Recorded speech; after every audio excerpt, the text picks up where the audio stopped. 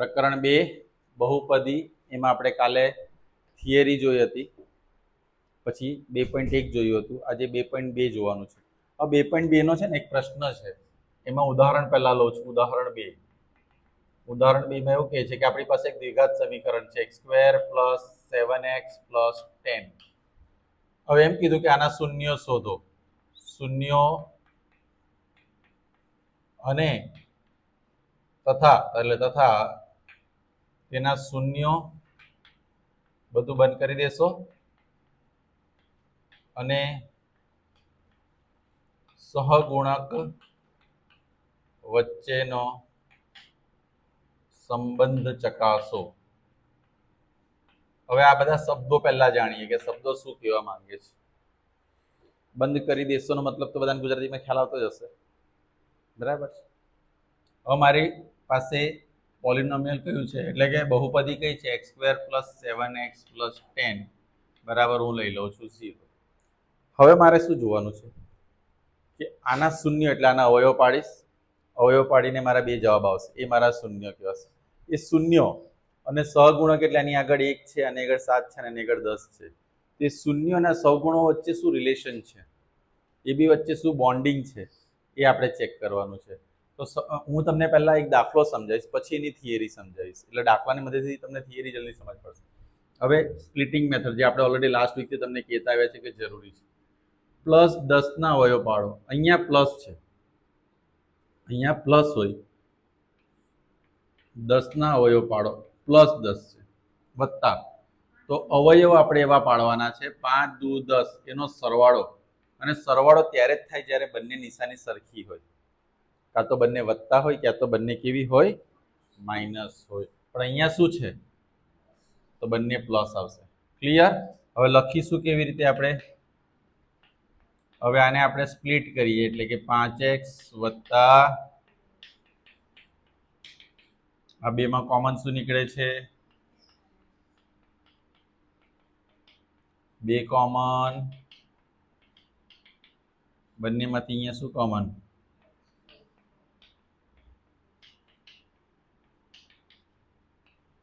x + 5 = 0,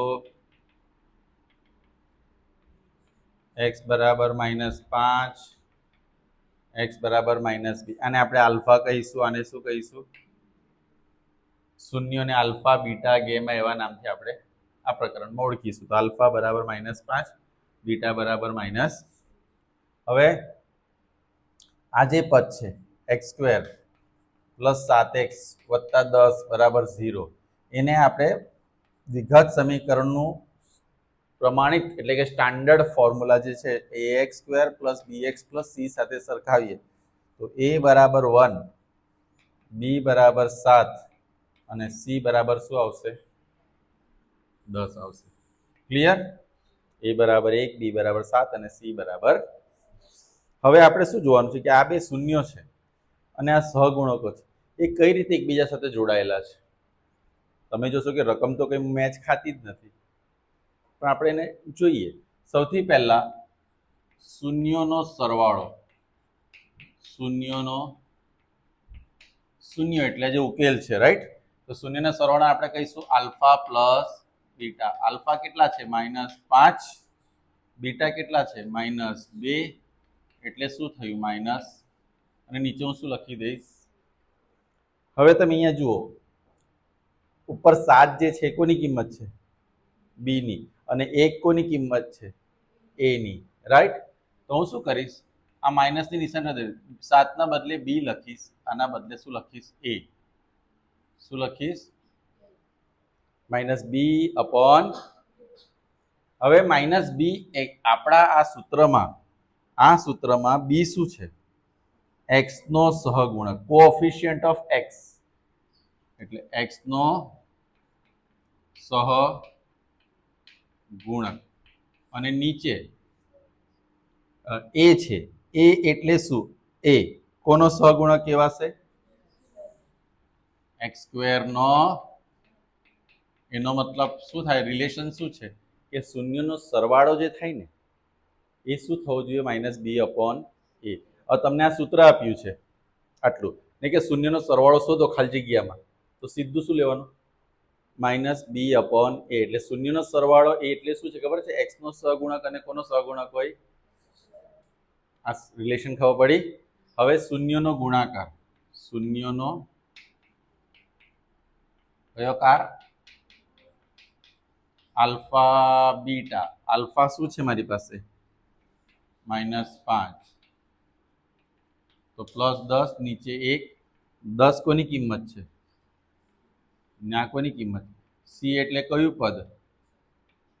અચળ પદ. નીચે એ એટલે એક્સ સ્ક્વેર નો કોએફિશિયન્ટ ઓફ એક્સ સ્ક્વેર નો શું થાય? એટલે મારે ડાયરેક્ટ જો શૂન્યનો ગુણાકાર શોધવો હોય વગર કેલ્ક્યુલેશને તો 10/1 સી અપોન એ, એટલે alpha into beta C upon A, alpha plus beta minus B upon A. આ રિલેશન છે. સમજી ગયા? રિલેશન કોને કઈ રીતે આપણે આ દાખલાની મદદ સમજ. આમાં કોઈને કઈ ક્વેરી છે? પાક્કું આપણે જો આવા દાખલા કરવાના છીએ, પણ હું તમને પહેલા સૂત્ર કેવી રીતે આવ્યું, એમ તો સૂત્ર પૂછાતું નથી, પણ હું દર વખતે સમજાવી દઉં છું જેથી કરીને તમને તકલીફ ના પડે. પછી એક હજુ ઉદાહરણ આના પર શક્ય તો લઈ લઈશું, ઉદાહરણ 3, પછી સ્વાધ્યાયના દાખલા કરીશું. ઓકે, ચાલો આપણે વાત કરીશું હવે આ સૂત્ર કેવી રીતે દુનિયામાં આવ્યું, એટલે સૂત્ર બન્યું કેવી રીતે કે ભાઈ ax square plus bx plus c આપણું પ્રમાણિત સ્વરૂપ છે. કેવું સ્વરૂપ છે? ax square plus bx plus c છે સૂત્ર આપણી પાસે. તો આનામાંથી આ બધું કેવી રીતે બને એના વિશેની આપણી થિયરી છે. તો શું કરવું જોઈએ મારે આને? તમને સ્કૂલમાં ચાલી ગયું હીરો? કેટલાને ચાલ્યું? જો તમને છે ને આ કોઈ કરાવવાનું નથી, કારણ કે આ પરીક્ષામાં પૂછાતું નથી એવું માનવામાં, પણ આપણે એટલા માટે જાણવાનું કે આપણા કોન્સેપ્ટ શું થાય બધા ક્લિયર થાય, રાઈટ? એટલે કોન્સેપ્ટ ક્લિયરન્સ માટે એટલે બહુ ટેન્શન લેતા નહીં. હવે આપણે શું કરીએ? આ બહુપદીના બે શૂન્યો લઈએ. આ બહુપદીના શૂન્યો કયા કયા ધારેલા આપણે? આલ્ફા અને જો આ બે શૂન્યો હતા ને આ બે અવયવ હતા, એટલે કે આ ઝીરોઝ ને આ ફેક્ટર્સ. ઝીરોઝ એટલે કે શૂન્યો માઇનસ છે તો ફેક્ટર કેવા છે? જો આ -5 તો અહીંયા +5, x સાથે x +5 થઈ જાય. x બરાબર -2 છે તો અહીંયા x પ્લસ શું થઈ જાય? હવે અહીંયા આપણા શૂન્ય કેવા છે? પ્લસ છે. આપણા શૂન્ય કેવા છે? તો ફેક્ટર શું આવશે? ફેક્ટર શું આવશે? x માઇનસ આલ્ફા અને એની સાથે એક અચળ સંખ્યા કી આપણે લઈ લેવાની. અચળ સંખ્યા શું લઈ લેવાની છે? શા માટે મેં આ બનાવ્યું ખબર પડી? એમ માની લો કે આને આપણે સોલ્વ કરીએ છીએ અને મને બે જવાબ મળે છે આલ્ફા અને બીટા, એ એના શૂન્ય છે, તો અવયવ શું થઈ જશે? x minus alpha. હવે આ માઇનસમાં લઈએ તો બંને x plus alpha, x plus beta. Clear થયું? હવે મારે આ બંનેને સોલ્વ કરવાનું છે. કઈ રીતે? x નો x સાથે ગુણાકાર શું થશે? x square. x નો આની સાથે ગુણાકાર બીટા x, આની સાથે minus alpha x, minus minus plus શું થશે? આલ્ફા. ક્લિયર બધાને? x square. હવે તમે જોશો કે આ બેમાં કઈ કોમન નીકળે છે. શું નીકળે છે? એટલે માઇનસ કોમન તો અંદરની સાઇન ચેન્જ થઈ જાય. હવે બીટા પ્લસ આલ્ફા થશે, પણ હું લખી દઉં છું આલ્ફા પ્લસ પ્લસ અહીંયા તો શું છે? Alpha into. હવે કે ને અંદર ગુણી નાખો, કે એક્સ સ્ક્વેર કે એક્સ. હું પહેલા કામ કરું છું, કે આલ્ફા બીટા અને એક્સ ને પાછળની સાઈડ લખી દઉં છું, એટલે સહગુણક, એક્સ નો સહગુણક. એમ ખ્યાલ આવે છે ને? અહીંયા શું થયું? કે આલ્ફા બીટા. જો સૌથી પહેલા શું કર્યું આપણે? બે ઝીરોઝ હતા માઇનસમાં લીધા, એટલે ઝીરોઝ પ્લસ હતા, શૂન્યો પ્લસ હતા, તેના અવયવ શું થયા? માઇનસ. આનું આપણે સાદુરૂપ આપ્યું, એક્સને આ બંને સાથે ગુણાકાર કર્યો, આલ્ફાનો આ બે સાથે ગુણાકાર કર્યો, એક્સ સ્ક્વેર, બંનેમાંથી alpha common, sorry x common, alpha plus beta, alpha into beta. હવે હું શું કરું છું? આ કે જે આપણે અચળ સંખ્યા હતી ને બધાને ગુણી નાખી. હવે આ સમીકરણને આપણે સરખાવવાનું કોની સાથે છે? ax² પ્લસ bx પ્લસ, ચલો તો a બરાબર શું થશે? a બરાબર b બરાબર શું થશે? b બરાબર શું થશે? માઇનસ કે આલ્ફા પ્લસ બીટા, અને c બરાબર થયું આટલું પાક્કું? હવે જુઓ, આ કે ને નીચે લાવો, બી ના છેદમાં માઇનસ કે આલ્ફા પ્લસ બીટાનો એમને એમ જ આગળ પહેલા લખું છું, આલ્ફા પ્લસ બીટા લખું છું. આ માઇનસ ઉપર આપી દો, કારણ કે સ્ટાન્ડર્ડ ફોર્મ શું કહે છે કે નીચે માઇનસ નહીં આવે અપૂર્ણાંકમાં, તો ઉપર લખી દીધું માઇનસ બી. અને કે ની જગ્યા પર હું શું લખીશ? અહીંયા ધ્યાન આપો, અહીંયા ધ્યાન આપો બેન. કે ની જગ્યા પર શું લખીશું? તો જો સૂત્ર બની ગયું આલ્ફા પ્લસ બીટા. કેવી રીતે આવ્યું? Minus B upon A. એટલે મેં શું લખ્યું? Minus k into alpha plus, તો આલ્ફા પ્લસ બીટા રવા દીધું. કે ક્યાં ચાલ્યું ગયું? નીચે. કે ની જગ્યા પર શું લખી દીધું? અહીંયા. ક્લિયર? હવે અહીંયા પણ એ જ રીતે કે ડિનોમિનેટરમાં આલ્ફા ઇન્ટુ આલ્ફા બીટા, આ સી રવા દઈએ. કે ની જગ્યા પર શું લખીશ?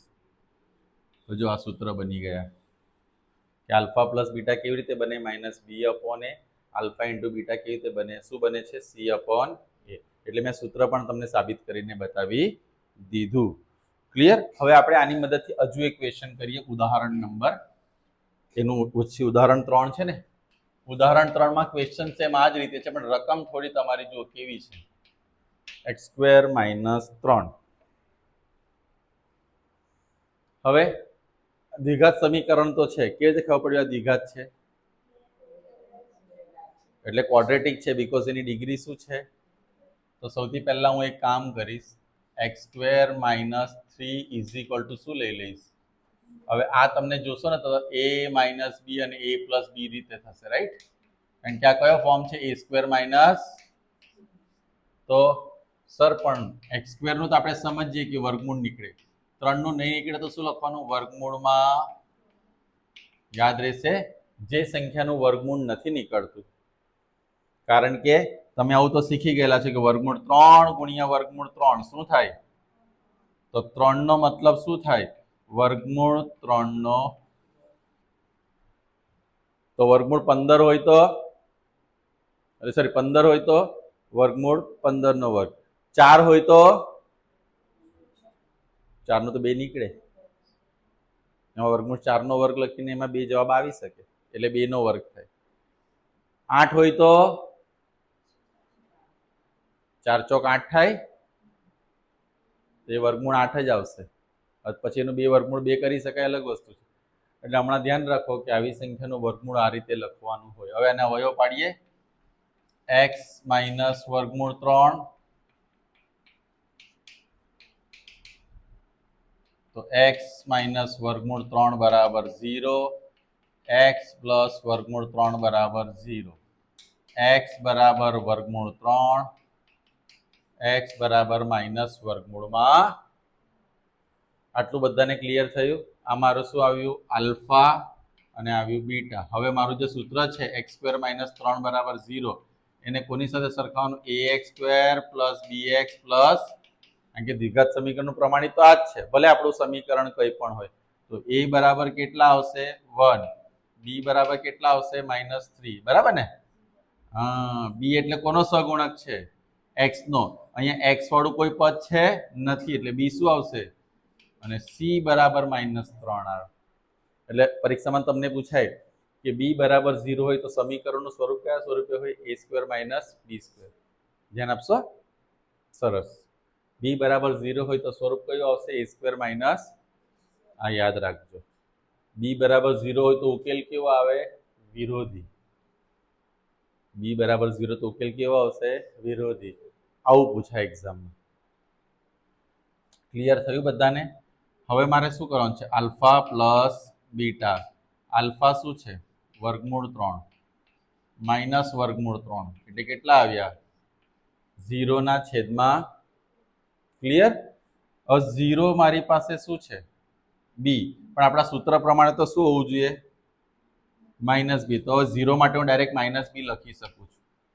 0 માટે, કારણ કે સૂત્ર તો માઇનસ બી જ છે, બરાબર છે. એટલે 0 માટે હું શું લખી દઈશ? ડાયરેક્ટ માઇનસ બી. ને અહીંયા શું લખીશ? અહીંયા કોનો સહગુણક? x નો અને છેદમાં કોનો? x સ્ક્વેર નો સહ, અને હજુ એક દાખલો, હજુ શું લેવાનું છે આપણે? Product of 0. પ્રોડક્ટ ઓફ 0 એટલે કે શૂન્યનો ગુણાકાર. શૂન્યનો ગુણાકાર એટલે વર્ગમૂળ 3 ગુણ્યા માઇનસ વર્ગમૂળમાં 3. વર્ગમૂળ 3 તો શું થાય? 3 ને આ શું છે? -3. છેદમાં શું લખીશું? હવે -3 એ કોનો જવાબ છે? -c ની. -3 ની જગ્યા પર સીધું c લખવાનું, અને સી માઇનસમાં નથી આવતું. આપણું સૂત્ર આપણે સાબિત કર્યું, સી પોઝિટિવ જ આવે, એટલે કે સી પોતે પોઝિટિવ જ આવશે. સી એટલે આપણે શું લખીશું? અચળ પદ, ઇંગ્લિશમાં કહીશું કોન્સ્ટન્ટ ટર્મ. અને નીચે એ એટલે કોનો સહગુણક? એક્સ સ્ક્વેર નો. તો જો આ છે ને દાખલા, સ્ટાન્ડર્ડ વાળાને કન્ફર્મ આવશે, બેઝિક વાળાને બી આવવાના ચાન્સીસ ખરા, કારણ કે તમારું બી વધારે માર્ક્સનું ચેપ્ટર છે. એટલે આ દાખલો આવવાના ચાન્સીસ તમે મેક્સિમમ માની લો. આની મદદથી MCQ. હવે અહીંયા પણ તમે જુઓ કે મેં આના અવયવ પાડ્યા, બધું પ્લસ હોય, બધું શું છે? તેના શૂન્ય જો બંને નેગેટિવ આવશે. તો પરીક્ષામાં MCQમાં આવે કે આપેલા સમીકરણના બંને શૂન્યો ખાલી જગ્યા હશે, બંને ઋણ હશે. બંને કેવા હશે? અથવા બંને શૂન્યોની નિશાની કેવી હશે? ઋણ હશે. કેવી હશે? એટલે આ બધી વસ્તુ અંદર તમને પૂછ. હવે જો આને અવયવ કહેવાય, આને શૂન્યો કહેવાય. બધું ખબર પડી ગઈ? ચાલો, તો હવે તમે લખી કાઢો એટલે આપણે બીજા રાઉન્ડમાં બીજી વસ્તુ જોઈ લઈશું.